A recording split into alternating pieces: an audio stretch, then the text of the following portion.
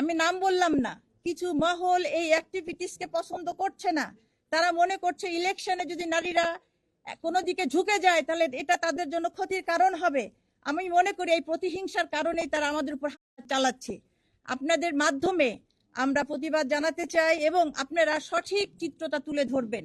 আমাদের বোনদের উপরে কেন অত্যাচার হচ্ছে টু দ্য পয়েন্ট আপনারা অ্যানালাইসিস করেন, দেখবেন যে তারা আমাদের উপরে হামলা করছে। আমরা কখনো কারো উপরে কোনো সহিংসতা বা কোনো খারাপ কথা বলছি না।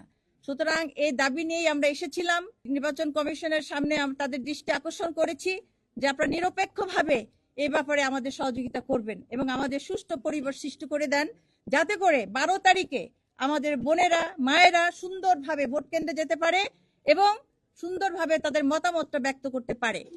কারো মত এবং তার চিন্তাকে বাই ফোর্স আঘাত করে আমাদের এই গণমানুষের নারীদের অধিকারকে কেউ রুখতে পারবে না। ইনশাল্লাহ এই সাহস আমাদের আছে।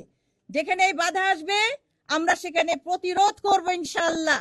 কেউ মনে করবে যে নারী অবলা, আমরা অবলা নই। আমরা সে সাহসী মহিলা, আমাদের ঈমান আছে, বিশ্বাস আছে, আমরা সৎ কাজের প্রতি আমাদের দৃঢ় এক আন্তরিকতা আছে। আমরা ঠিক সেইভাবেই আমরা আমাদের মতামতকে ইনশাল্লাহ প্রতিষ্ঠিত করব। এ ব্যাপারে কোনো বাধাকে আমরা বাধা মনে করব না, চ্যালেঞ্জকে আমরা অতিক্রম করবো ইনশাল্লাহ।